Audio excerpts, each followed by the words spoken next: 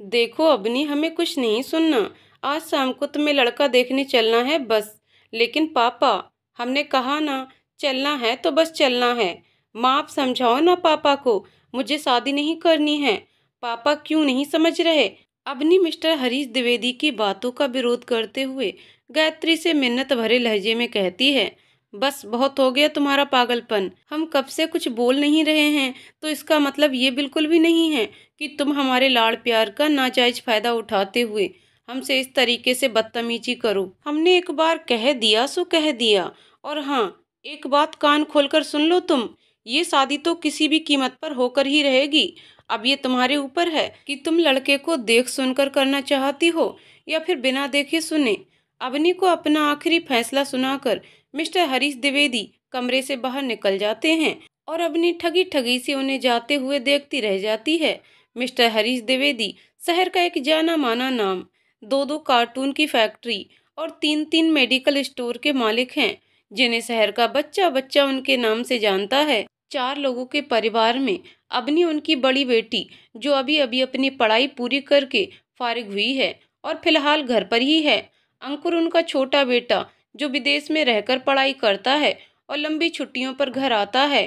पत्नी गायत्री द्विवेदी एक house wife, स्वभाव से जितनी सीधी सादी उतनी ही सौम्य भी। अब आखिरी में आते हैं मिस्टर हरीश द्विवेदी, जो वैसे तो बहुत ही नर्म दिल के इंसान हैं, लेकिन जब बात उनके असूलों और उनकी इज्जत की आती है तो वो किसी की भी नहीं सुनते।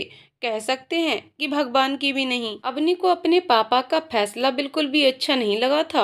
वो इस लड़के से तो क्या, अपने माता पिता के पसंद के किसी भी लड़के से शादी नहीं करना चाहती थी, और वजह था उसका किसी और लड़के से अंदर ही अंदर प्रेम करना। अवनी के माता पिता को ये बात पता तो थी, लेकिन वो अवनी के सामने इस मामले में अनभिज्ञ बने रहने में ही अपनी भलाई समझते थे। आखिरकार मिस्टर हरीश के फैसले के आगे अवनी की एक न चली, और न चाहते हुए भी उसे शाम को उस लड़के से मिलने के लिए जाना ही पड़ा, जिसे उसके पिता ने उसके लिए पसंद किया था। समय शाम 6 बजे, स्थान 5 सितारा गंगोत्री होटल। लड़के की तरफ से लड़के के अलावा एक लेडीज और आई थी, जिसे वो लड़का ताई माँ कहकर पुकार रहा था। अबनी को ये देखकर बड़ा अजीब लगा कि लड़के के साथ उन ताई माँ के अलावा उसका और कोई सगा संबंधी नहीं आया था। बातों बातों में पता चला, जब वह 4 साल का था तभी एक एक्सीडेंट में उसके माँ बाप गुजर गए थे, और तब से उसे इन्हीं ताई माँ ने पाल पोस कर बड़ा किया था। वो उसके यहाँ एक काया के तौर पर नियुक्त हुई थी, लेकिन देखते देखते कब वो उसके लिए ताई माँ बनकर सगी माँ से भी बढ़कर हो गई, ये उसे खुद को भी नहीं पता चला। उस लड़के का उस औरत से खून का रिश्ता भले नहीं था, लेकिन उन दोनों के मन में एक दूसरे के लिए प्यार और सम्मान की कोई कमी नहीं थी। जब उसके माता पिता की मृत्यु हुई थी तो उसका कोई रिश्तेदार उसे अपना नाम देने आगे नहीं आया, और तब ये ताई माँ ही थीं जिन्होंने उसे सीने से लगाकर बड़े नाजों से पाल पोस कर बड़ा किया, और माँ पिता की कमी कभी महसूस नहीं होने दी। उसके लिए उनकी ममता में कभी कोई खोट इसलिए भी नहीं आ पाया क्योंकि उनकी खुद की कोई औलाद नहीं थी। शादी के 6 महीने बाद ही पति की मृत्यु हो जाने के पश्चात लोगों द्वारा समझाने पर भी उन्होंने दूसरी शादी नहीं की, और अपने पति के साथ गुजारे 6 महीनों की खूबसूरत यादों के सहारे अपनी जिंदगी अकेले ही काट देने का कठिन निर्णय ले लिया। और अब तो बेटे के रूप में उन्हें जीने के लिए ममत्व का सहारा भी मिल गया था, जो उनके लिए भगवान के भेजे गए प्रसाद से कम नहीं था। अबनी जब से आई थी लड़के पर कोई खास ध्यान नहीं दिया था। इसकी वजह शायद उसका उस लड़के में शादी को लेकर कोई इंटरेस्ट ना होना था। गायत्री के कहने पर उसने एक उचाट सी नजर लड़के पर डाली और फिर बिना कोई रिस्पॉन्स दिए जड़वत बनी वैसे ही बैठी रही जैसे इतनी देर से बैठी थी।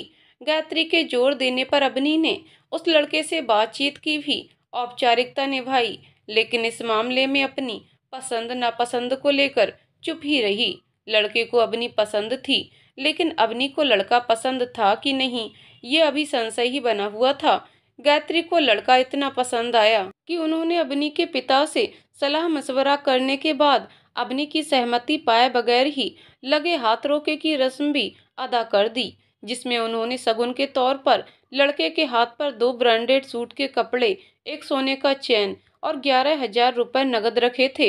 लड़के की ओर से ऐसी कोई तैयारी नहीं थी, लेकिन रस्म तो उन्हें भी निभानी ही थी। और तब लड़के की ताई माँ ने अवनी के माता पिता से रोके की कोई तैयारी न होने की माफी मांगते हुए अपने हाथ से सोने का कंगन उतारकर बड़े प्यार से अवनी के हाथों में पहना दिया, जो अवनी को बिल्कुल भी अच्छा नहीं लगा।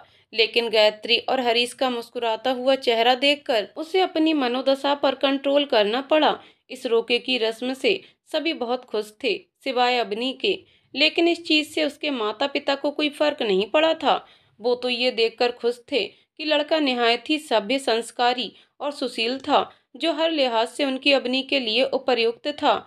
लौटते समय रास्ते भर अवनी अपसेट थी। बावजूद इसके उसने रास्ते में किसी से कुछ नहीं बोला, लेकिन जैसे ही घर आई उसने खुद को कमरे में बंद कर लिया। गायत्री और हरीश ये देखकर कुछ परेशान जरूर हुए थे, लेकिन उन्होंने इस वक्त उससे ना ही कुछ पूछा और ना ही कोई रिएक्ट किया, क्योंकि वो जानते थे कि उन्होंने अवनी को लेकर जो फैसला लिया है वो उसके हित में है और बिल्कुल सही है। अवनी कमरे में अपनी ज्वेलरी उतार कर फेंकती जा रही थी और मन ही मन भुनभुनाती जा रही थी, ये माँ पापा का दिमाग भी खराब हो गया है। पता नहीं इन्हें ऐसा क्या अच्छा लगा उस महाशय में, जो मुझसे पूछने की भी जहमत नहीं उठाई और रोका ही कर दिया। जरा हिम्मत तो देखो उसकी, मुझे पसंद करने चला है, मुझे अपनी द्विवेदी को पसंद करने चला है। खुद की तो ना कोई शक्ल, ना सूरत, ना ही कोई क्लास, लेकिन जनाब को लड़की सुंदर और क्लासी चाहिए। और सब तो छोड़ो, कपड़े तक पहनने की तहजीब नहीं, कुछ भी पहना हुआ मुंह उठाया और चले आए लड़की देखने। मुझे तो ये समझ नहीं आ रहा, हर वक्त हर चीज में क्लास की दुहाई देने वाले पापा जी की पसंद इतनी घटिया कब से हो गई। अब्बू दरवाजा खोलो बेटा, अब्बू अब्बू। दरवाजे पर गायत्री जी खड़ी थीं और अवनी से दरवाजा खोलने की रिक्वेस्ट कर रही थीं, लेकिन इतनी आवाज लगाने पर भी गायत्री जी को अवनी की तरफ से कोई रिस्पांस नहीं मिला। देखो बेटा, मैं जानती हूँ तुम इस रोके से खुश नहीं हो, पर यकीन मानो बेटा, हम लोग तुम्हारा भला ही चाहते हैं। दरवाजा खोल दे बेटा, मुझे तुझसे कुछ जरूरी बात करनी है।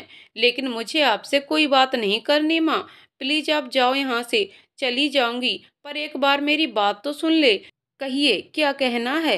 अवनी ने झटके से दरवाजा खोलते हुए गायत्री जी से गुस्से में कहा, देखो बेटा, मैं जानती हूँ कि तुम हम लोगों से नाराज हो, लेकिन एक बार ठंडे दिमाग से सोच कर तो देखो, क्या हम तुम्हारा बुरा चाहेंगे? नहीं बेटा, हम सब तुम्हारा बुरा कभी भी नहीं चाहेंगे, बल्कि हम तो तुम्हें इतना प्यार करते हैं कि तुम्हारे लिए हर लिहाज से अच्छा ही करने की कोशिश करेंगे। अच्छा, यही अच्छा कर रहे हैं आप लोग, ये जानते हुए भी कि मैं शादी नहीं करना चाहती, जबरदस्ती मेरी शादी करा रहे हैं, और वो भी ऐसे लड़के से जिसका ना कोई ठौर ना ठिकाना, ना कोई आगे ना पीछे, ना तो कोई क्लास ना तहजीब। देखो बेटा, मैं मानती हूँ कि देव बहुत ही सिंपल सा दिखने वाला लड़का है, लेकिन उसके अंदर तमीज और तहजीब की कोई कमी नहीं है। वरना तुम ही सोचो, आजकल के लड़के जहाँ लड़की देखते ही बड़ों का लिहाज त्याग कर लड़की से बात करने को आतुर हो जाते हैं, वहीं उसने ऐसी कोई निर्लज्जता नहीं दिखाई। और तो और, उसने तुमसे तभी बात किया जब हमने उसे तुमसे बात करने के लिए फोर्स किया। तुमने एक बात शायद नोटिस नहीं की, वो चाहता तो तुमसे अकेले में बात करने की इच्छा जता सकता था, लेकिन उसने हम सब बड़ों के सामने ही तुमसे बात करना मंजूर किया। मैं तो यही देखकर खुश हो गई कि तुमसे बात करते समय उसने तुम्हारी ओर एक बार भी अपनी नजरें नहीं टिकाई। इससे पता चलता है कि उसके अंदर संस्कार कूट कूट कर भरा हुआ है। एक लड़की की इज्जत करने के साथ ही बड़ों का कितना लिहाज है उसके अंदर। और उसकी आवाज की तो तारीफ ही क्या करूं, कितनी मिठास, कितनी मधुरता थी उसकी आवाज में। और सबसे बड़ी बात, बड़ों के लिए कितनी इज्जत है उसके दिल में। ताई माँ से खून का रिश्ता ना होते हुए भी उन्हें अपनी माँ का दर्जा देता है, कितना सम्मान करता है उनका। वरना आजकल तो लड़के बड़े हुए नहीं कि अपने सगे माँ बाप से भी बात करने की तहजीब भूल जाते हैं। गायत्री जी की बातों का अवनी पर कोई खास असर नहीं हुआ।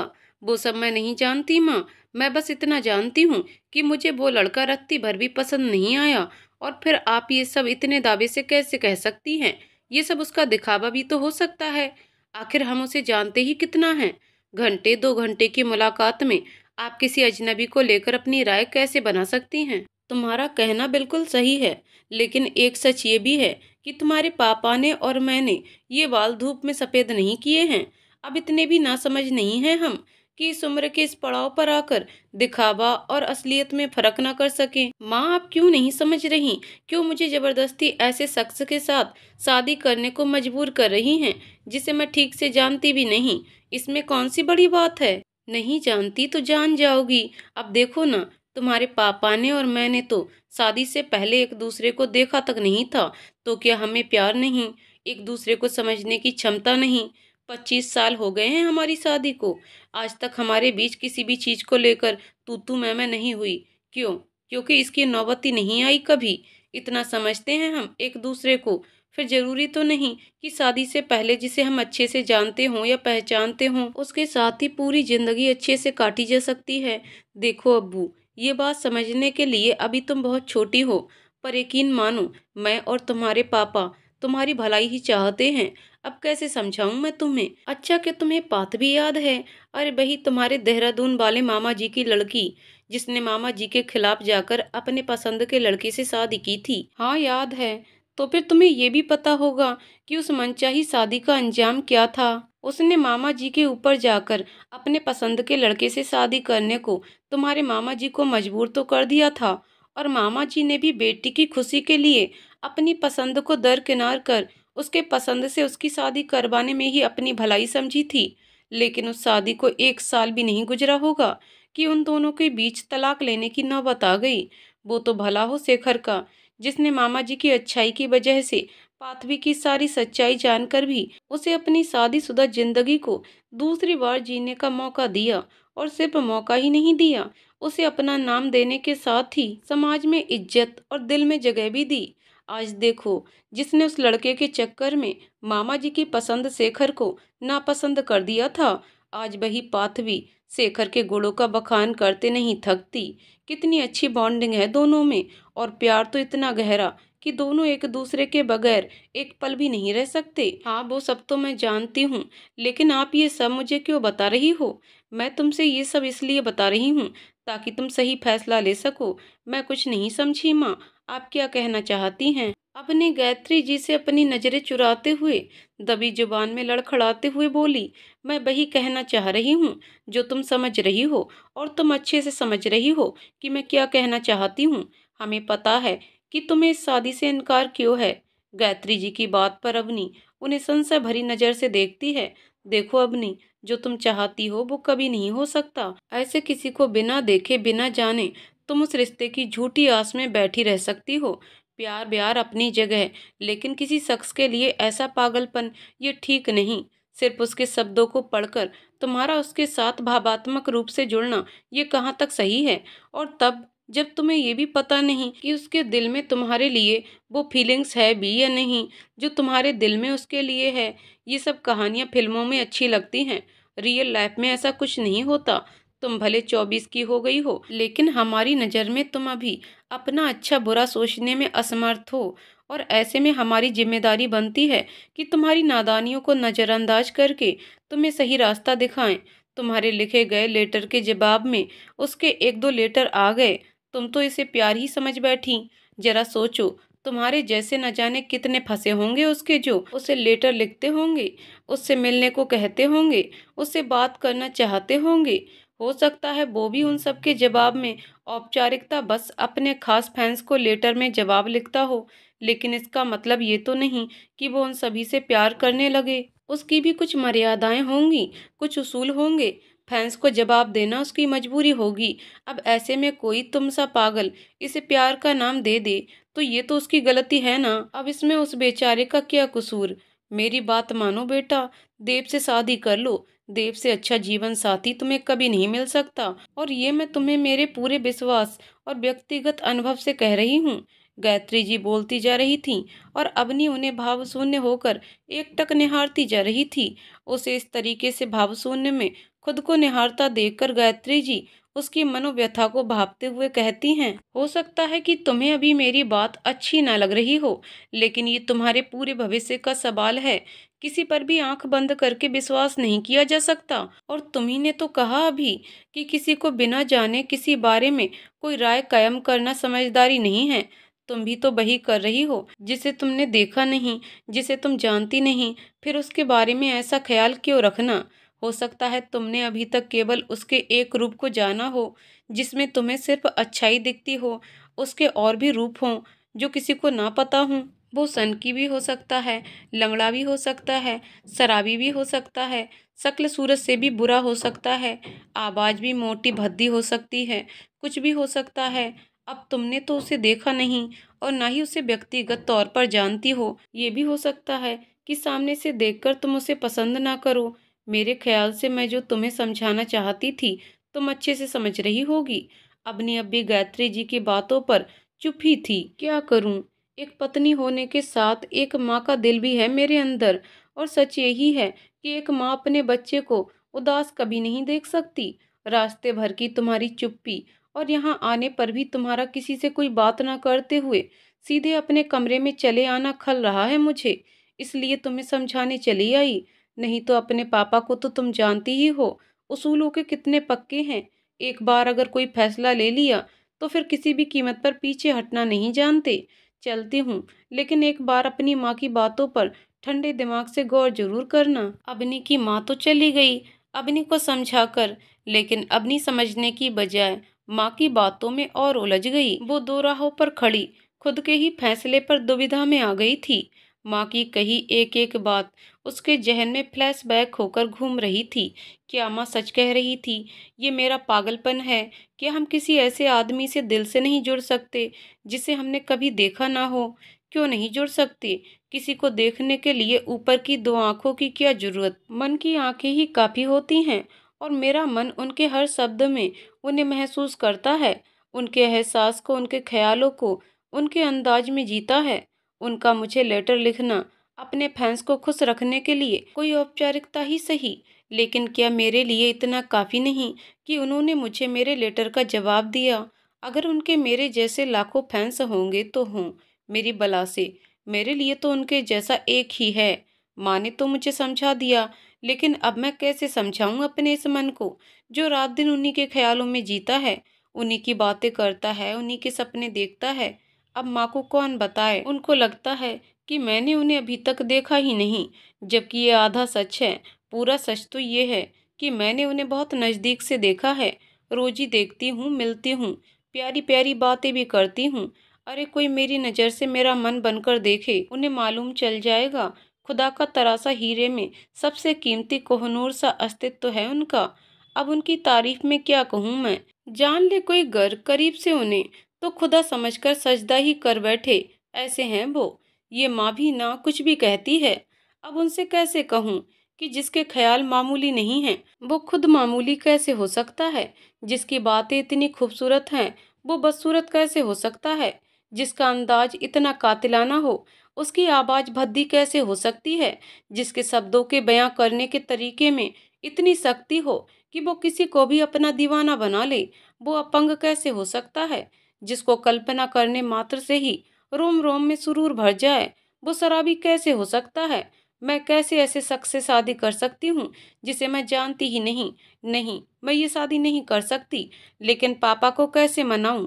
उन्हें क्या बताऊंगी? क्या कहूंगी उनसे मैं? ये कि मैं जन्म भर कुंवारी रहूंगी, लेकिन किसी और से शादी का ख्याल अपने दिल में भी नहीं ला सकती। और क्या वो मेरी बात को सुनेंगे? मेरे दिल का हाल समझ पाएंगे? क्यों नहीं सुनेंगे? बेटी हूँ उनकी, मुझ में जान बसती है उनकी, लेकिन क्यों सुनेंगे वो मेरी बात? और कहीं पापा ने भी इसे मेरा पागलपन करार दे दिया तो? और अब तो रोका भी किया जा चुका है। सुबह 9:30 बजे नाश्ते के डाइनिंग टेबल पर मिस्टर हरीश और गायत्री बैठकर अवनी की शादी को लेकर आपस में विचार विमर्श कर रहे थे कि अवनी को डाइनिंग टेबल की ओर आता देखकर चुप हो गए। गुड मॉर्निंग बेटा। इसी के साथ अवनी को इतनी जल्दी फ्रेश होकर नाश्ते के लिए डाइनिंग टेबल पर आता देख उन्होंने आश्चर्य भी प्रकट किया। उनका आश्चर्य प्रकट करना इसलिए भी जायज था जब से अवनी की पढ़ाई पूरी हुई थी वो आमतौर पर 9:30 या 10 बजे उठा करती थी और नाश्ता 11 बजे तक करती थी। तब तक मिस्टर हरीश नाश्ता करके निकल गए होते थे तो उनकी अवनी से मुलाकात दोपहर के 2:30 बजे ही होती थी, लंच के समय। गुड मॉर्निंग पापा। गुड मॉर्निंग माँ। उसने हल्की मुस्कुराहट के साथ मिस्टर हरीश की दूसरी तरफ वाली खाली कुर्सी पर बैठते हुए जवाब दिया। क्या बात है, आज तो हमारी बिटिया बहुत जल्दी उठ गई। हाँ पापा, वो आपसे कुछ बात करनी थी। हाँ कहो, उन्होंने पराठे का बाइट अपने मुंह में डालते हुए कहा। जी जी, बात यह है कि आगे की लाइन बोलते हुए अवनी की जुबान लड़खड़ा रही थी। वो पापा, बात दरअसल ये है कि मैं शादी नहीं करना चाहती। उसने ये लाइन बिना रुके एक झटके में कह दी थी। लेकिन क्यों बेटा? उनके चेहरे के भाव और बोलने के अंदाज से लग रहा था कि उन्होंने अवनी की इस बात को ज्यादा तवज्जो नहीं दी थी। जी जी, मुझे वो लड़का पसंद नहीं। अवनी ने हिम्मत करके हिचकिचाते हुए अपने मन की बात कह दी। लड़का पसंद नहीं, लेकिन वो तो बहुत ही अच्छा लड़का है। शायद तुम्हें उसे परखने में गलती हो गई। अगर तुम किसी की बाहरी सुंदरता देखकर ऐसा कह रही हो तो यहाँ तुम्हारा डिसीजन बिल्कुल गलत है। उन्होंने ये बात बिल्कुल सपाट लहजे में कहा। जी, बात वो नहीं है। देखो बेटा, बात कोई भी हो, लेकिन अब मैं पीछे नहीं हट सकता। उन्होंने अवनी की बात बीच में ही काटते हुए अपनी बात रखी। फैसला मेरा जो पहले था वही अब भी है, और अब तो मैंने उसके ताई माँ को बात भी दे दी है, तो मुकरने का तो कोई सवाल ही नहीं उठता। और हाँ, ये फैसला हमने बहुत सोच समझ कर लिया है, इसलिए अच्छा होगा कि बिना किसी सवाल जवाब और बिना किसी संशय के तुम भी समझ जाओ। जी जी पापा, मगर मैं ये कहना चाहती थी कि मैं आगे बोलते हुए उसकी जुबान लड़खड़ा रही थी।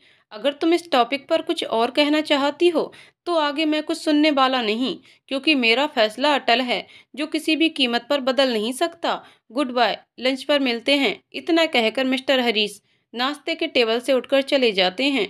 मिस्टर हरीश जा चुके थे और अवनी उनके सामने अपनी बात खुलकर न रख पाने की वजह से खुद पर ही खींच रही थी।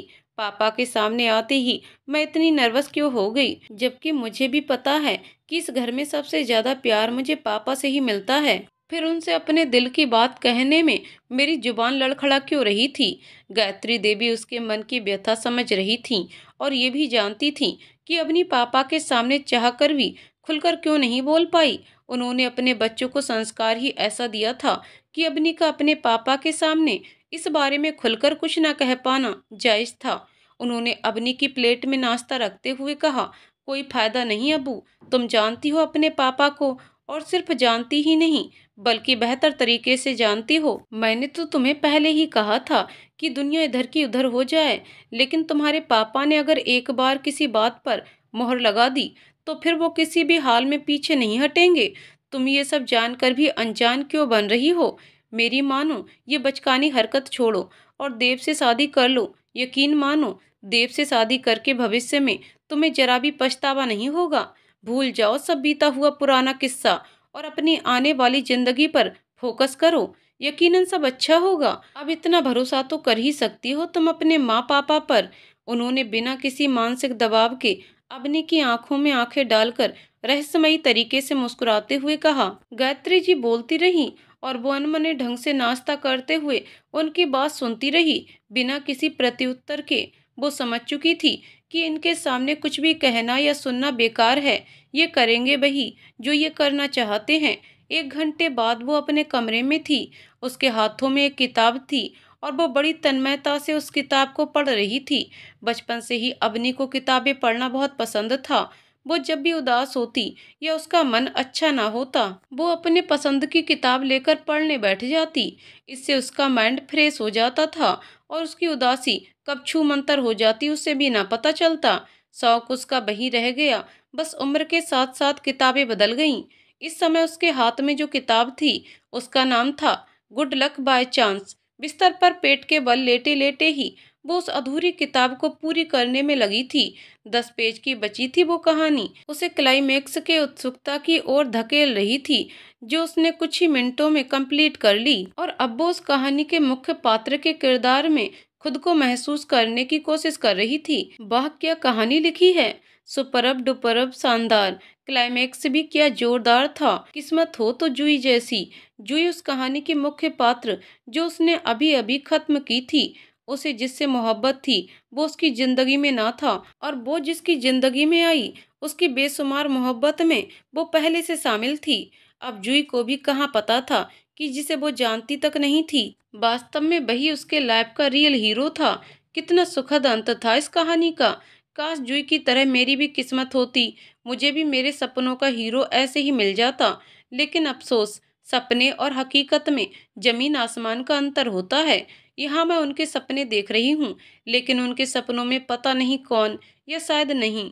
कितना अजीब है ये सोचना, लेकिन सच तो यही है कि मैं उनके लिए जो महसूस करती हूँ वो किसी और के लिए नहीं कर सकती, उनका नहीं बता सकती। लेकिन मेरे लिए तो वो ही मेरे पहले और आखिरी प्यार हैं।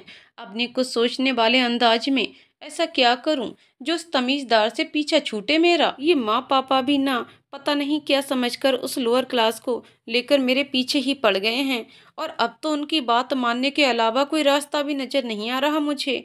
क्या करूं मैं, क्या करूं ऐसा कि सांप भी मर जाए और लाठी भी ना टूटे।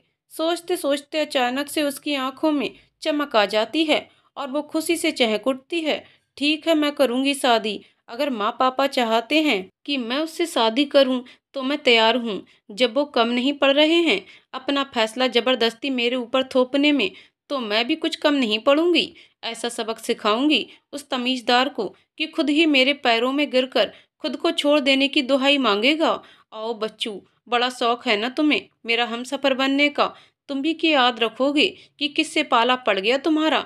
ऐसा नाच नचाऊंगी कि मेरा हमसफर बनना तो छोड़ो, किसी भी लड़की का ख्याल तक मन में लाने के लायक नहीं रहोगे। शादी के 1 महीने के भीतर भीतर मुझसे पनाह मांगते नजर ना आए तो कहना।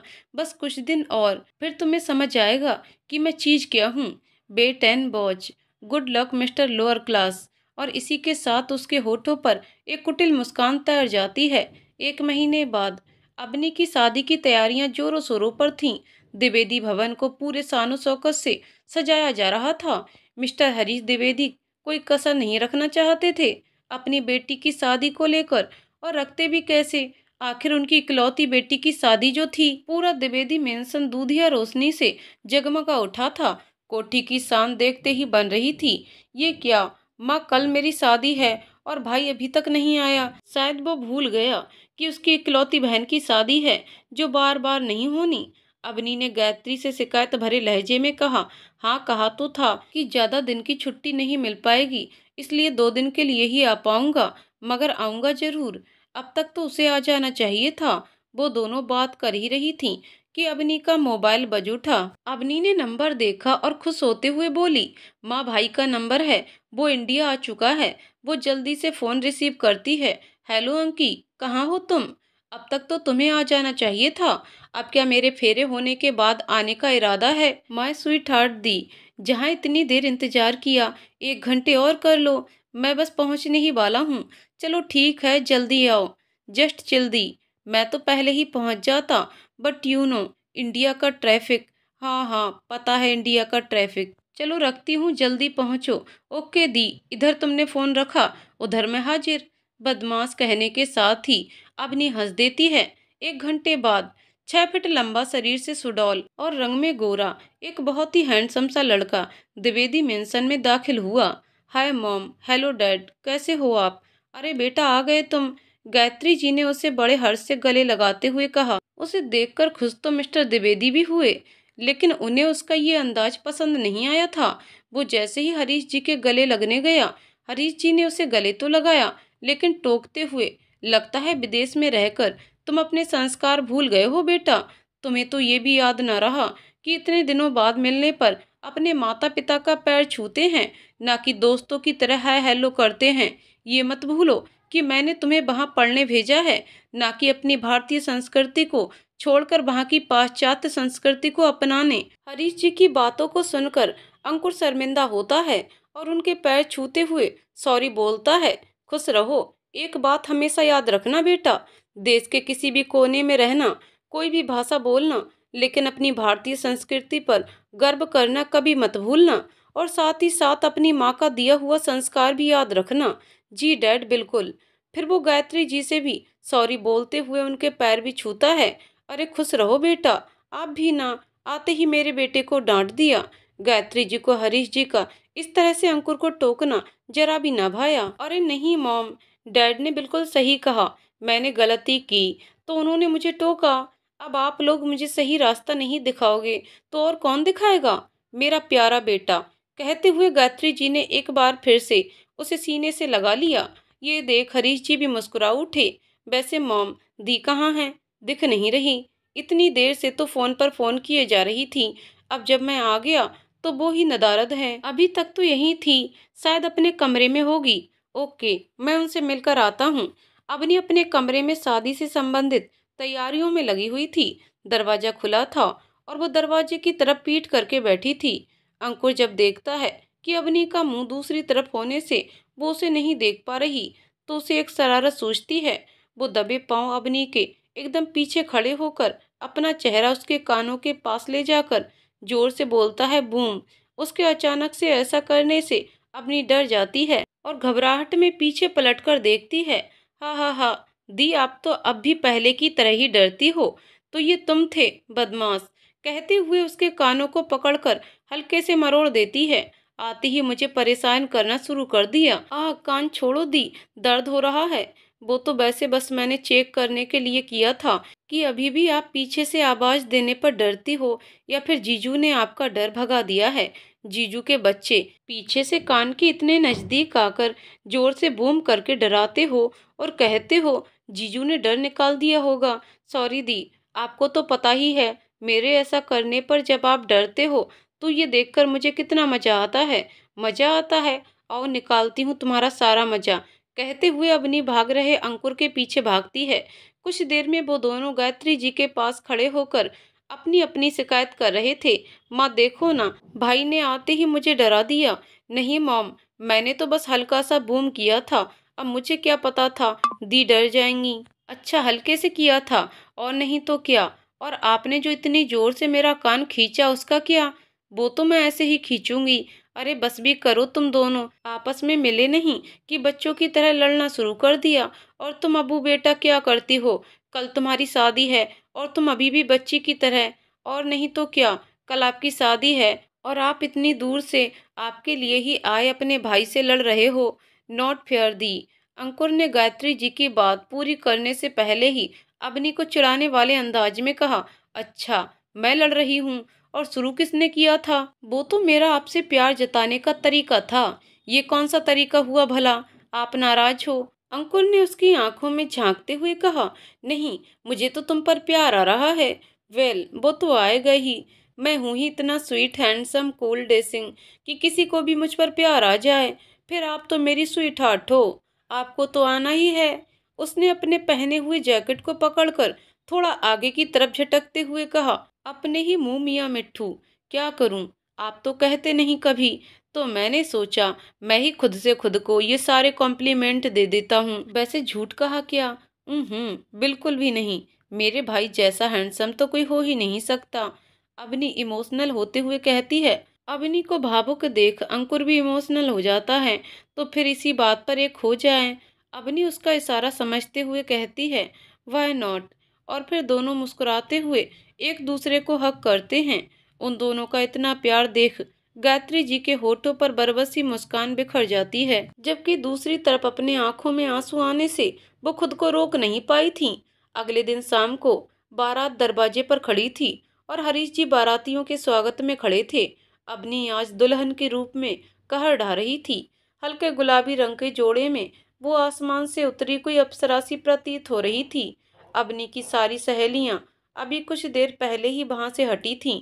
बैंड बाजे की आवाज सुनकर दूल्हा देखने की उत्सुकता में कुछ बालकनी पर थीं तो कुछ नीचे उतर गई थीं, जहां सब अवनी के होने वाले दूल्हे को देखने के लिए इतने उतावले दिख रहे थे। वहीं अवनी को लड़के के दूल्हे के रूप को देखने में कोई दिलचस्पी नहीं थी, क्योंकि जब शिवांगी ने उसकी बेस्ट फ्रेंड उसका हाथ पकड़कर बालकनी की तरफ आने के लिए खींचा तो उसने बहुत रूखे शब्दों में जाने से इनकार कर दिया था। और फिर शिवांगी ने भी ज्यादा जोर नहीं दिया था। इस वक्त अवनी कमरे में अकेली बैठी देव के प्रति अपने गलत मंसूबों को सार्थकता के पंख दे रही थी। वो उन विचारों में इतनी खोई थी कि उसे पता ही न चला कि गायत्री जी उसके बगल में बैठ उसे एक टक से निहारते हुए मन ही मन उसकी नज़र उतार रही थीं। अवनी को गायत्री जी की उपस्थिति का आभास तब हुआ जब शिवांगी की आवाज़ ये कहते हुए उसके कानों में पड़ी, वह दाद देनी पड़ेगी आंटी, आपकी पसंद की क्या लड़का चुना है अब्बू के लिए, एकदम परफेक्ट। वाओ अवनी, सच में यार तुम बहुत लकी हो जो जीजू जैसा हैंडसम और समझदार लाइफ पार्टनर मिल रहा है तुम्हें। सच कह रही हो बेटा, अब्बू वाकई में बहुत लकी है जो उसे देव जैसा लड़का मिल रहा है, एक जीवन साथी के रूप में। वैसे देव भी कुछ कम लकी नहीं है, उसे भी तो अवनी जैसी प्यारी जीवन संगनी का साथ मिल रहा है। लाखों में एक है हमारी अवनी। अरे आंटी, ये कहने वाली बात है, अपनी अबू का तो कोई जोड़ ही नहीं। क्यों अवनी? उसने अवनी को हल्की सी कोहनी मारते हुए कहा। अच्छा तुम बैठो, अबू से बात करो, तब तक मैं नीचे जाकर देखती हूँ। जी आंटी। अबू तुम तो कह रही थी लड़का देखने में ही लोअर क्लास है, लेकिन जीजू तो बहुत ही हैंडसम है यार। गायत्री जी के जाते ही शिवांगी ने अवनी से अपने दिल की बात बयां की। हैंडसम है कहाँ से, तुम्हारी नज़र भी सिवी। वैसे मुझे इन सब चीज़ों से कोई फर्क नहीं पड़ता, वो हैंडसम है या नहीं, मेरे लिए ये मायने ही नहीं रखता। एक बात शायद तुम भूल रही हो सिबी, मेरे लिए ये शादी सिर्फ एक समझौता है जो मैं अपने माँ पापा की वजह से कर रही हूँ।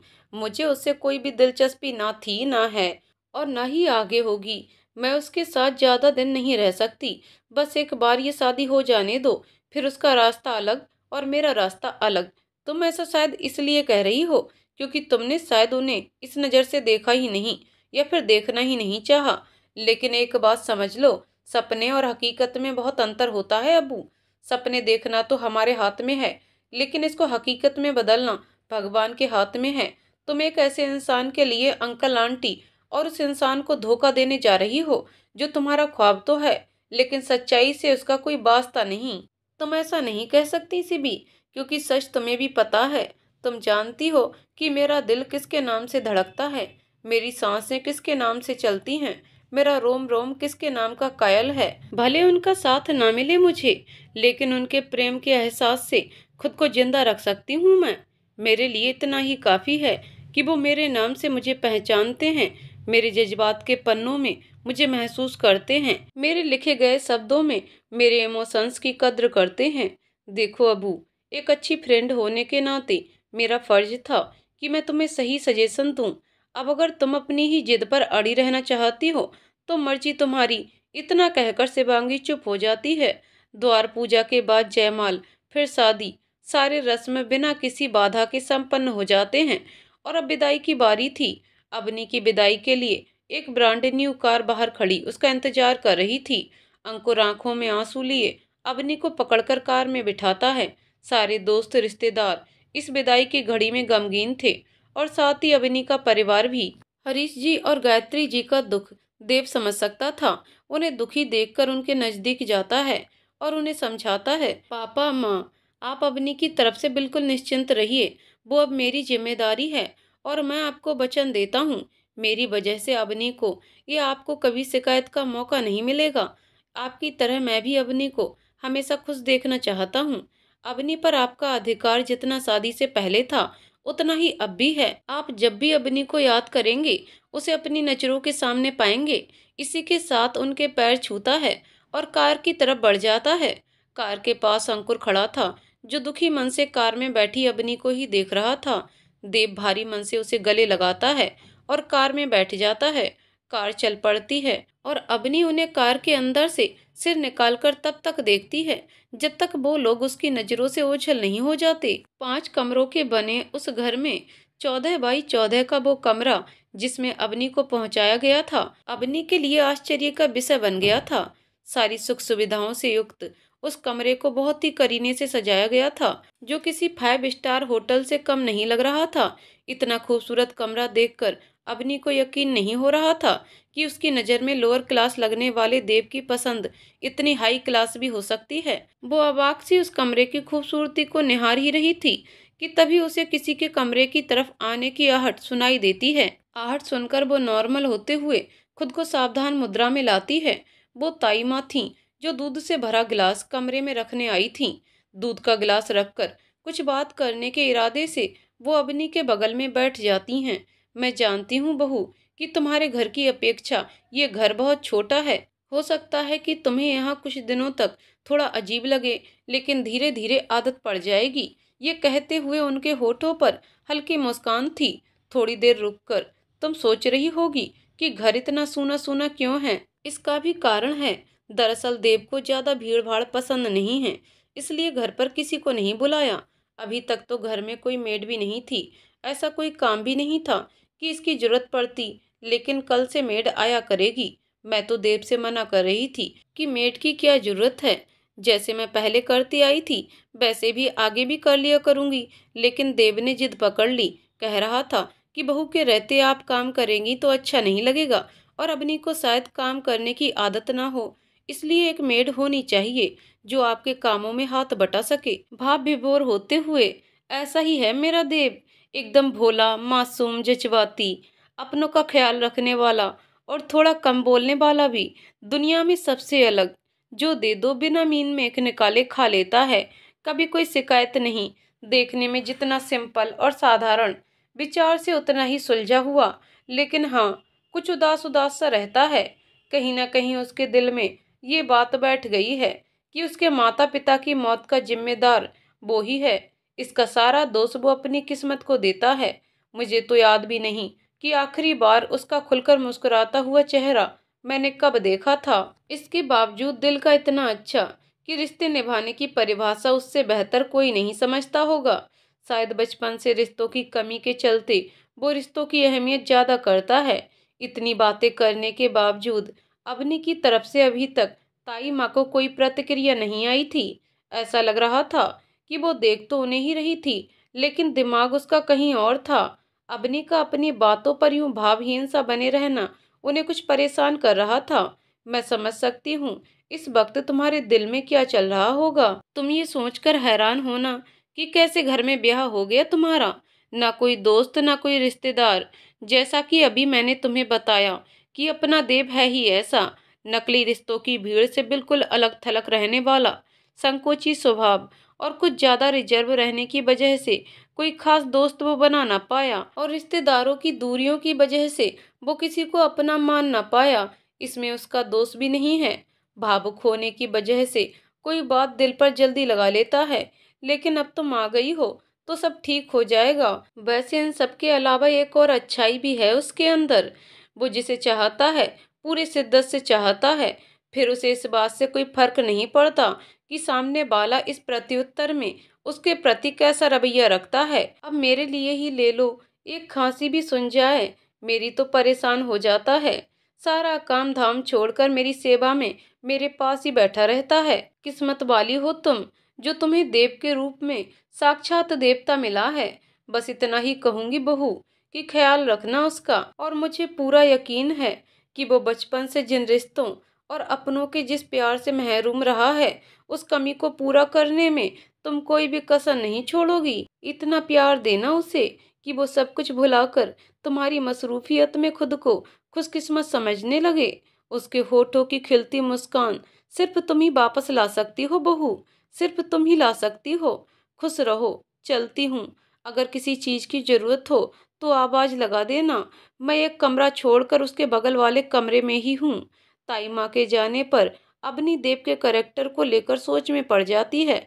दरअसल अपनी ताई माँ को ये दिखाने की कोशिश कर रही थी कि उनकी बातों का उस पर कोई असर नहीं पड़ रहा है, जबकि सच्चाई ये थी वो उनकी बातों को गौर से सुन रही थी और अंदर ही अंदर हैरान हो रही थी। ये तो सस्पेंस थ्रिलर का गुमनाम करेक्टर लग रहा है। चलो अच्छा है, उसके बारे में इतना कुछ जानकर मेरा काम और आसान हो गया। बस ये समझ नहीं आ रहा शुरुआत कहाँ से करूं। वो विचारों में गुम थी कि तभी फिर से किसी के कदमों की आहट से वो चौकन्नी हो जाती है। इस बार देव था जो कमरे में आने से पहले नॉक करके तब अंदर आया था। वो अंदर आकर अवनी के बगल में बैठ जाता है। उसे अपने बगल में बैठा देख अवनी थोड़ा दूर सरक जाती है। वो शांत भाव से अवनी की तरफ देखता है और बड़े तहजीब से कहता है, देखिए घबराइए मत, मैं इस समय ऐसा कुछ भी नहीं करूंगा जिससे आप असहज हों, क्योंकि मैं जानता हूं कि आप मुझे पसंद नहीं करती। बिना किसी लाग लपेट के और बगैर कोई औपचारिकता निभाए उसकी बोली गई ये लाइन अवनी को झटका देने के लिए पर्याप्त थी। उसके अचानक से बोले गए इस लाइन पर जो अवनी अभी तक ऊपर नीचे दाएं बाएं देख रही थी, आश्चर्य में भरकर उसकी तरफ देखने लगती है। जी शब्द पर जोर देते हुए वो दोबारा अपनी लाइन दोहराता है। जी, मैं जानता हूँ कि आप मुझे पसंद नहीं करती, और अब ये मत पूछिएगा कि कैसे, क्योंकि मैं बता नहीं पाऊंगा। इसी के साथ मैं ये भी मानता हूँ कि मैं आपके लायक नहीं हूँ। कहाँ आप आसमान के चमचमाते अनगिनत सितारों में सबसे अलग चांदनी सी, और कहाँ मैं एक साधारण सा दिखने वाला बहुत ही मामूली इंसान। देखिए, आप मुझे गलत मत समझिएगा। ये सच जानते हुए भी मैंने आपसे शादी की तो इसके पीछे भी एक रीजन है। वो रीजन भी मैं आपको बताऊंगा, लेकिन सही वक्त आने पर। फिलहाल इतना कह सकता हूँ कि हो सके तो मुझे माफ कर दीजिएगा, लेकिन यकीन मानिए आपसे शादी करने के पीछे मेरा इरादा एकदम नेक था। आज हमारे नए जीवन के सफर की पहली रात है, तो मैं इस खूबसूरत पल को जाया नहीं जाने दे सकता। इसलिए मैं आपसे गुजारिश करना चाहूँगा कि आप इस पल को मेरे लिए यादगार बनाने में मेरा सहयोग करें। अवनी को संशय भरे नजरों से अपनी ओर देखता देख देव अवनी से कहता है, मैं समझ सकता हूँ आपके दिल में क्या चल रहा है। देखिए, आप मुझ पर पूरा भरोसा कर सकती हैं। मैं आपको विश्वास दिलाता हूँ कि मैं आपका भरोसा टूटने नहीं दूंगा। जब तक आप खुद से हमारे इस पति पत्नी के रिश्ते को आगे ले जाने के लिए सहज नहीं हो जाती, तब तक मैं आपसे इस रिश्ते को कायम करने के लिए नहीं कहूँगा, क्योंकि मुझे रिश्तों में जोर जबरदस्ती करना पसंद नहीं। मेरा मानना है कि एक अच्छा रिश्ता तभी पनप सकता है जब रिश्ते में कोई शर्त या कोई औपचारिकता ना हो। देव की बातों पर अवनी चुप तो थी, लेकिन कुछ कुछ अचंभित भी। कुछ देर चुप रहने के बाद, क्या आप मेरा सपोर्ट करेंगी इस रात को हसीन, यादगार और खूबसूरत बनाने में? अवनी सोच रही थी, कैसा अजीब इंसान है ये। एक तरफ तो रिश्ता कायम ना करने की बात कर रहा है, दूसरी तरफ इस पल को यादगार बनाने के लिए मेरा सपोर्ट मांग रहा है। अवनी के चेहरे के उभरते भाव से देव ने अंदाजा लगा लिया कि उसके मन में क्या चल रहा है। जी, खूबसूरत बनाने से मेरा आशय ये था कि एक दूसरे को समझने के लिए एक पति पत्नी के बीच दोस्ती से अच्छा रिश्ता तो कोई हो ही नहीं सकता। तो क्यों ना हम आज के इस रात को जाया ना करते हुए अपने इस नए सफर में दोस्ती के नाम एक नए रिश्ते का आगाज करें। इतना बोलकर देव अवनी के प्रत्युत्तर की प्रतीक्षा में उसकी ओर देखता है, लेकिन अवनी को कसमकस में पड़ा देख उसको कहना पड़ता है, कोई बात नहीं, इसमें भी कोई जबरदस्ती नहीं है। अगर आप हाँ कहेंगी तो ही मैं हाथ आगे बढ़ाऊंगा। उसके इस बात पर इस बार अवनी ने कुछ बोला, और सिर्फ बोला ही नहीं, ऐसा बोला कि अपनी शादी की पहली रात को कोई भी पत्नी अपने पति से ऐसा नहीं बोलना चाहेगी। देखिए, मुझे ना आपकी दोस्ती में कोई इंटरेस्ट है और ना ही आप में। अब तक की आपकी बातों से मैं समझ चुकी हूँ कि आप एक सुलझे हुए इंसान और अच्छे दिल के मालिक भी हैं। बावजूद इसके मैं आपके साथ पति पत्नी के रिश्ते को लेकर ही नहीं, किसी भी रिश्ते को लेकर कभी सहज नहीं हो पाऊंगी। वो तो मैंने अपने माँ पापा की वजह से आपसे शादी कर ली, वरना मैं आपसे तो क्या किसी से भी शादी नहीं करना चाहती थी। देव उसकी बातों पर बिना अचंभित हुए, देखिए, मैं आपकी बात समझ सकता हूँ, आप बिल्कुल भी परेशान ना हो, लेकिन एक बार आप मेरी बातों पर गौर करके देखिए, हो सकता है कि आपका इरादा बदल जाए। अब जबकि बड़ों के आशीर्वाद और पूरे रीति रिवाज से हमारी शादी हो चुकी है, तो मेरे ख्याल से हमें अपने लिए ना सही, अपने बड़ों के लिए ही सही, अपने इस रिश्ते को आगे ले जाने का एक मौका देना चाहिए। समय की कोई पाबंदी नहीं है। आप इत्मीनान से, ठंडे दिमाग से सोचकर समझकर फैसला कीजिए। अगर आपको लगेगा कि नहीं, हमारे रिश्ते में आगे बढ़ने जैसा कुछ नहीं है, तो वादा करता हूँ मैं खुद ही आपकी जिंदगी से हमेशा के लिए अलग हो जाऊंगा। ये निर्णय लेने के लिए आपके पास 1 हफ्ते का टाइम है। इतना कहकर देव कमरे से बाहर निकल जाता है। अवनी देव के इस रूप को देखकर समझ नहीं पा रही थी कि वो क्या रिएक्शन दे। उसने तो कुछ और ही प्लान बनाया था, यहाँ तो उसका सारा प्लान धराशायी हो चुका था। देव खुद ही 1 हफ्ते में उसकी जिंदगी से आउट हो जाने की बात कर रहा था। चलो, ये भी बढ़िया, मैं तो 1 महीने का सोच रही थी, यहाँ तो 1 हफ्ते में ही पीछा छूट रहा है। अवनी अंदर ही अंदर सोचकर खुश हो रही थी। एक तरफ जहां अबनी एक हफ्ते में उससे पीछे छूट जाने की खुशी मना रही थी, वहीं दूसरी तरफ वो देव की कही बातों को सोच परेशान भी हो रही थी। सब कुछ जानकर भी उसने मुझसे शादी की, ये किस रीजन की बात कर रहा था और उसने ऐसा क्यों कहा कि अभी वो कारण बताने का सही समय नहीं है। ये शख्स तो मुझे कोई रहस्य जैसा लग रहा है, एक ऐसा रहस्य जिसे सुलझाने जाओ तो और उलझते चले जाओ। खैर मुझे क्या, वो और उसकी रहस्यमयी बातें, उसे मुबारक हो। मुझे तो ये सोचकर ही खुशी महसूस हो रही है कि मुझे ये सब एक हफ्ते ही झेलना है। उसके बाद मैं और मेरा दिल। वो अंदर से दरवाजे की कुंडी लगाकर वॉशरूम का रुख करती है। कुछ ही देर में एक सिल्की गाउन के साथ वो बिस्तर पर थी। दूध का 2 गिलास जो ऐसे ही पड़ा हुआ था, उसमें से वो एक गिलास उठाती है और दूध पीकर आराम से लेट जाती है। थकी हुई होने की वजह से उसे जल्द ही नींद आ जाती है। भोर के 4 बजे अवनी की नींद अचानक खुलती है। उसे प्यास लगी थी। वो साइड टेबल पर रखे बोतल को उठाती है तो उसमें पानी ही नहीं होता।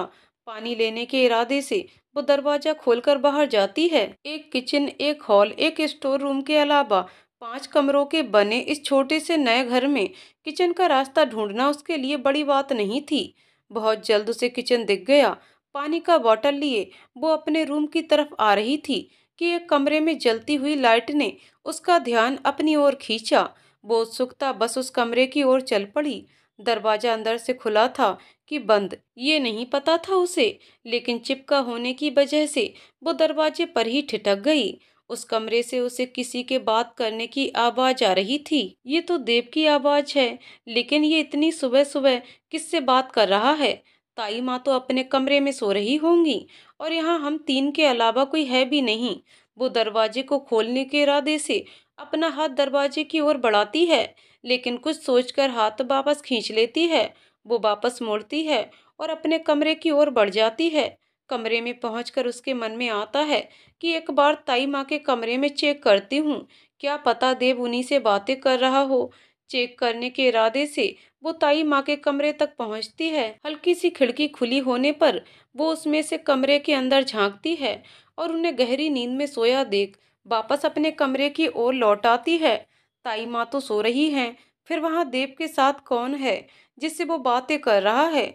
वो बिस्तर पर आकर लेट जाती है, लेकिन उसकी नींद पूरी तरह से काफूर हो चुकी होती है। सुबह के 6 बज चुके थे और वो अब भी उस आवाज के बारे में सोच रही थी। कुछ ही देर में दरवाजे पर नॉक होता है। अपनी दरवाजा खोलती है तो देखती है सामने ताई माँ बेटी की ट्रे लिए खड़ी मुस्कुरा रही थीं। अपनी दरवाजे पर ही खड़ी होकर उनके पैर छूती है और चाय का ट्रे पकड़ना चाहती है। दरअसल वो उन्हें अंदर आने देने से हिचकिचाती है। इसके पीछे का कारण ये था कि वो उस कमरे में अकेली है। इसका पता वो ताई माँ को नहीं चलने देना चाहती थी। वो जानती थी कि ये सच बाहर जाएगा तो हजारों सवाल उठेंगे। उसे औरों की चिंता नहीं थी, उसे फिक्र थी तो बस अपने माँ पापा की। ताई माँ अबनी के खड़े रहने के बावजूद साइड से जगह बनाते हुए कमरे के अंदर चली जाती हैं और चाय का कप टेबल पर रखकर उससे बड़े प्यार से कहती हैं, बेटा चाय पीकर फ्रेश हो जाओ, 8 बजे तक मेड आ जाएगी, तब तक तुम अपने पर्सनल काम निपटा लो। उसे ये देखकर आश्चर्य हो रहा था कि ताई माँ को देव के कमरे में ना होने का जरा भी फर्क नहीं पड़ा था। वो पहले की तरह ही बिल्कुल नॉर्मल बिहेव कर रही थीं। कुछ भी एक बार को उसके मन में आया कि 4 बजे उसने जो देखा या सुना उस कमरे में उसके बारे में उनसे पूछे, लेकिन पता नहीं क्या सोचा और संभल गई। ताई माँ अवनी की मनोव्यथा से अनजान बोलती जा रही थीं, 9 बजे तक देव भी उठ जाएगा। आज से मेड भले आ रही है, लेकिन मैं चाहती हूँ कि आज सुबह 9 बजे की चाय वो तुम्हारे हाथों की बनी पिए। रोज तो मैं ही बनाती थी, लेकिन अब तुम आ गई हो तो अच्छा होगा कि सुबह की चाय वाली जिम्मेदारी तुम संभालो, देव को अच्छा लगेगा। कहते हुए मुस्कुराती हैं और उसके गालों पर प्यार की एक हल्की सी थपकी देते हुए बाहर निकल जाती हैं। बड़े अजीब लोग हैं, किसी बात पर कोई रिएक्ट ही नहीं करते। ताई माँ को पता है कि देव मेरे साथ इस कमरे में नहीं बल्कि दूसरे कमरे में है। ये जानते हुए भी इतनी नॉर्मल कैसे रह सकती हैं? शायद देव ने उन्हें सब बता दिया हो। हम ऐसा ही होगा, तभी उन्होंने कोई रिएक्ट नहीं किया। वैसे तो अवनी को किचन के काम की कोई ज्यादा जानकारी नहीं थी, लेकिन चाय कॉफी अच्छी बना लेती थी। 9 बजे चाय बनाने के बाद, ताई माँ चाय मैंने बना दिया है, आप जाकर दे आइए। अरे बेटा, इतने प्यार से बनाया है तो तुम ही दे आओ। तब तक मैं रुक्मी को घर के काम के बारे में अच्छे से समझा देती हूँ। अवनी को विस्मय में देख, क्या हुआ बेटा, क्या सोच रही हो? जी कुछ नहीं। चाहते हुए भी अवनी ताई माँ की बातों को अनसुना नहीं कर पाई। जी किस कमरे में है वो कमरा बताती हैं और रुक्मी को काम समझाने में व्यस्त हो जाती हैं। Knock knock. अंदर से कोई रिस्पांस नहीं आता। वो दरवाजे को हल्के से धकेलती है तो दरवाजा खुल जाता है। देव अभी भी नींद में था। वो चाय टेबल पर रखती है और सोते हुए देव को जगाने के इरादे से उसकी ओर देखती है। एक पल को उसकी नज़र देव पर ठहर जाती है। बिखरे बालों में सोते हुए कितना मासूम लग रहा था वो, बिल्कुल किसी फरिश्ते सा। लेकिन अगले ही पल, ये मैं क्या सोच रही हूँ, वो अपनी नजरें देव पर से हटा लेती है। जी ताई माँ ने चाय भेजा है। अवनी के आवाज लगाने का कोई फायदा नहीं हुआ। देव अब भी वैसे ही सो रहा था। कोई रास्ता ना देख वो अपने हाथों को हिचकिचाते हुए आगे ले जाती है। देव के हाथ के बिल्कुल समीप वो उसके हाथों को पकड़कर झंझोड़ती है।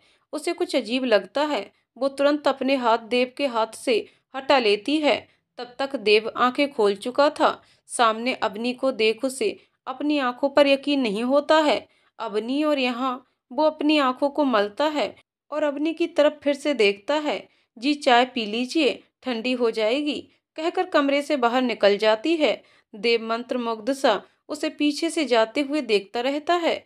2 मिनट बाद उसके हाथों में चाय का कप था और होठों पर मुस्कान थिरक रही थी। 1 घंटे बाद वो ताई माँ से पूछ रहा था, ताई माँ, आज सुबह की चाय किसने बनाई थी? अवनी ने। क्यों बेटा? नहीं कुछ नहीं, आज के चाय का स्वाद रोज की अपेक्षा कुछ अलग था, इसलिए पूछा। ताई माँ अंदर ही अंदर समझ रही थी कि देव चाय का पूछने के बहाने क्या जानना चाह रहा था। शाम को छोटी सी एक रिसेप्शन की पार्टी थी जिसमें दोनों तरफ के लोग शामिल थे, जिसमें उधर से अवनी के माँ पापा और क्लोज रिश्तेदारों को इनविटेशन भेजा गया था। इधर देव के कुछ बहुत ही खास परिचित और पड़ोसियों को इनवाइट किया गया था। ब्लैक कलर के 3 पीस सूट में आज देव वास्तव में बहुत हैंडसम लग रहा था। इतना कि अवनी भी उसको देखने से खुद को रोक नहीं पाई। लाइट ब्लू कलर के लहंगे में अवनी भी कुछ कम नहीं लग रही थी। दोनों की जोड़ी खूब फब रही थी और लोगों के आकर्षण का केंद्र भी बनी हुई थी। रिसेप्शन पर उपस्थित सारे लोगों ने उनकी जोड़ी की खूब तारीफ की थी।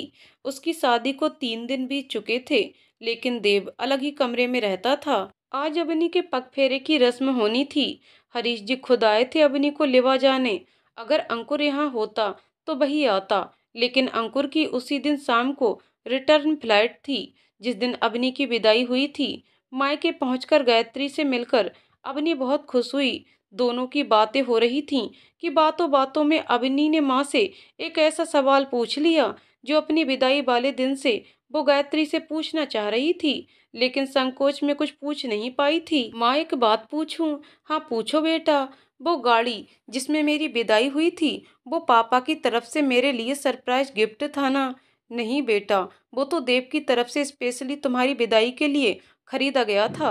अच्छा, पापा ने दहेज के नाम पर देव को कितना पैसा दिया था? देना तो चाहा था, लेकिन देव ने दहेज लेने से साफ इनकार कर दिया था। उसने कहा था कि अगर आप मुझे दिल से कोई गिफ्ट देंगे तो मैं खुशी खुशी ले लूँगा, लेकिन दहेज के नाम पर 1 रुपया नहीं लूँगा। आप तो मुझे अपनी सबसे कीमती चीज़, अपने दिल का टुकड़ा ही दे रहे हैं। इसके सामने उन कागज के टुकड़ों का क्या मोल? बेटा पूरा हीरा है देव। इतनी ऊंची सोच, उसकी अच्छाई देखकर कभी कभी मैं ये सोचने पर विवश हो जाती हूँ कि पूर्व जन्म की किसी तपस्या का फल ही होगा जो हमें इस जन्म में देव के रूप में मिला है। वैसे तुम ये सब क्यों पूछ रही हो? क्या देव ने तुम्हें इस बारे में कुछ नहीं बताया? वो दरअसल इस बारे में हमारी आपस में कोई बात ही नहीं हुई। वो बातों का रुख दूसरी तरफ मोड़ते हुए टॉपिक चेंज कर देती है। वो मुझे लेने देव आ रहे हैं ना? हाँ देव आ रहा है। बात हुई थी उससे मेरी। बोल रहा था 4 बजे तक पहुंच जाएगा। तुमसे क्या कहा था? कितने बजे आएगा? जी वो जल्दी जल्दी में पूछना भूल गई थी, तो अभी पूछ लो। जी। अवनी छोटा सा जवाब देकर माँ को टालने की कोशिश करती है। घड़ी में 2 बज रहे थे। देव को आने में 2 घंटे और बाकी थे। गायत्री जी अपने कुछ खास रिश्तेदारों के साथ मिलकर देव के स्वागत की तैयारी कर रही थीं। ये वो खास रिश्तेदार थे जो अवनी की शादी में उपस्थित हुए थे और जिन्हें अवनी के पगफेरे की रस्म तक रोक लिया गया था। सब नीचे थे और अपने कमरे में अकेले बैठी देव के बारे में सोच रही थी। कोई इतना अच्छा कैसे हो सकता है? लेकिन ये सब उसका दिखावा भी तो हो सकता है। क्या किसी इंसान के लिए इतना दिखावा करना पॉसिबल है? दिखावा करने की भी एक सीमा होती है।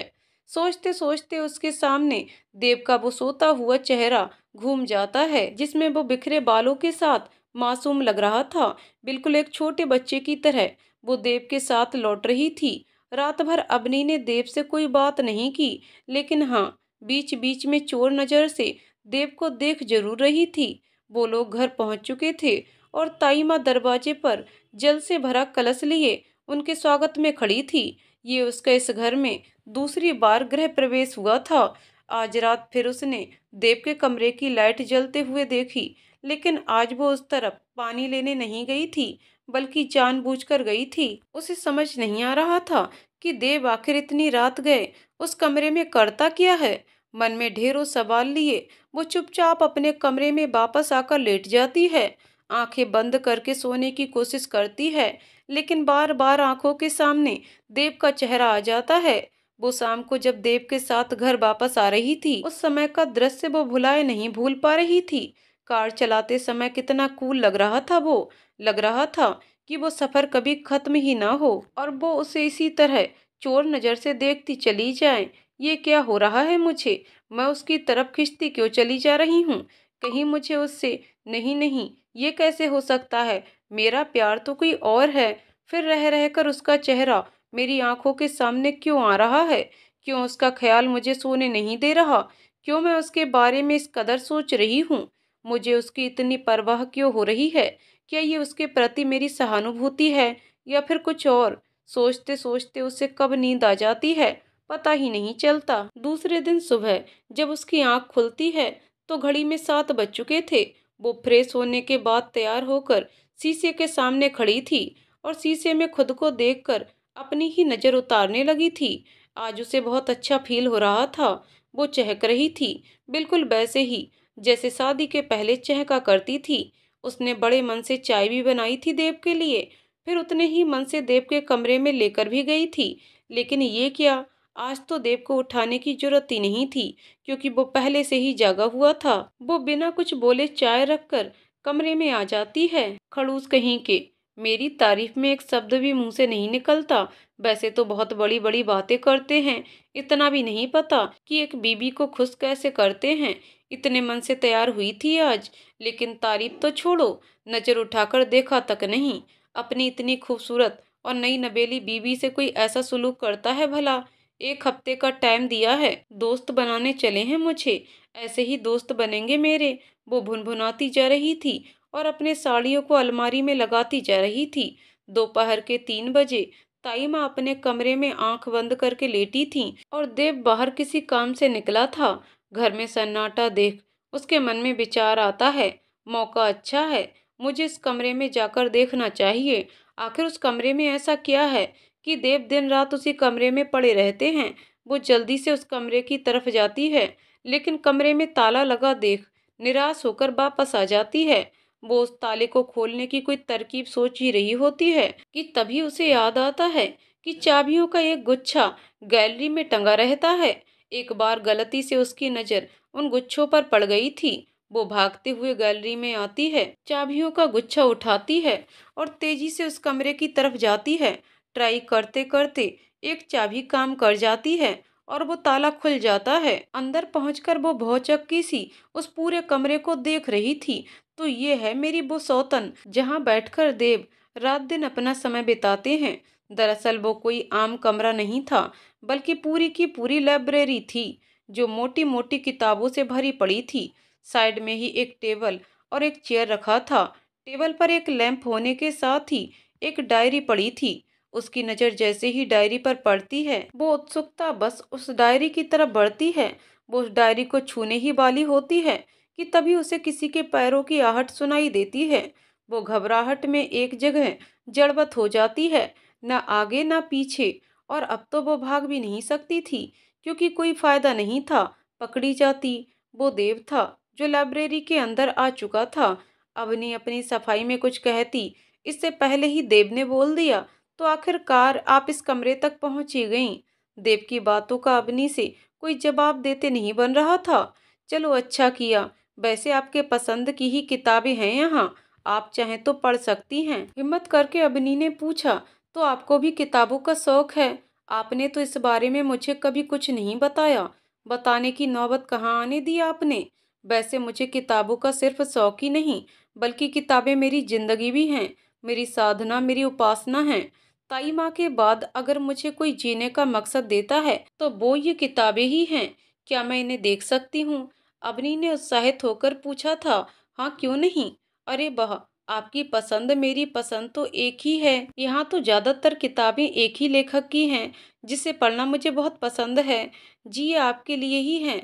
वैसे मुझे कुछ खास पसंद नहीं है ये लेखक, लेकिन आपकी पसंद का पता माँ से चलने पर मैंने इस लेखक के लिए भी अपनी लाइब्रेरी में थोड़ी सी जगह बना ली थी। सोचा था आपसे दोस्ती हो जाने पर आपको सरप्राइज दूंगा, लेकिन आपने तो पहले ही देख लिया। थैंक यू सो मच, मेरी पसंद का इतना ख्याल रखने के लिए। कहते हुए वो खुश होते हुए अनजाने में ही देव के गले लग जाती है, और फिर इसका आभास होते ही शर्माकर तुरंत पीछे भी हट जाती है। उसी रात सोते समय कोई किसी के पसंद का इतना ख्याल भी रख सकता है कि वो उसके पसंद से अपनी आधी लाइब्रेरी ही सजा दे? कितना ख्याल है उन्हें मेरा। माँ सच कह रही थी कि वो एक अच्छे इंसान है। दूसरे दिन सुबह अवनी रुक्मी को दूसरा काम करने का बोल किचन में खड़ी एक प्यारी सी गजल गुनगुनाते हुए चाय बनाने ही वाली होती है कि ताई माँ आ जाती हैं। बेटा, अगर देव के लिए चाय चढ़ाने जा रही हो तो मत चढ़ाना। वो ताई माँ को संशय भरी नजरों से देखते हुए पूछती है। क्यों ताई माँ, क्या आज उन्होंने चाय पी ली है? हाँ, आज वो सवेरे 5 बजे ही उठ गया था। उसे जरूरी काम से बाहर जाना था, तो चाय नाश्ता करके सुबह 6 बजे ही निकल गया। अच्छा। ताई माँ ने गौर किया कि यह खबर सुनते ही अवनी का मुंह कुछ लटक सा गया था, जो उनके लिए खुशी की बात थी। वो उदास मन से कमरे में जा ही रही होती है कि ताई माँ उसे डायरी का एक फोल्ड किया हुआ पन्ना थमाते हुए कहती हैं, ये देव तुम्हारे लिए देकर गया है। वो पन्ना पकड़ती है और उसे देखने की उत्सुकता में अपने कमरे में आ जाती है। वो उस डायरी के पन्ने को खोलती है, देखती है तो उस पर कुछ लिखा हुआ होता है, लेकिन इसी के साथ उसे 440 वोल्ट का झटका भी लगता है।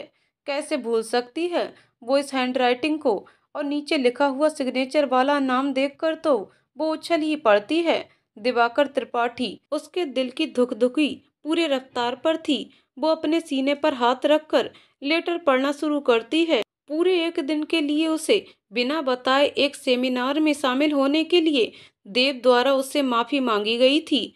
वो उस माफीनामे को बार बार पढ़ रही थी, उसे चूम रही थी, और इसी के साथ हवा में भी उड़ रही थी। ये इंतजार का पूरा एक दिन उसके लिए बहुत कष्टदायक था। ऐसा लग रहा था जैसे इस दिन को बिताने में सदियां बीत रही हों। आखिरकार वो सुबह आ ही गई, जिसका वो दिल थमाकर बेसब्री से इंतजार कर रही थी।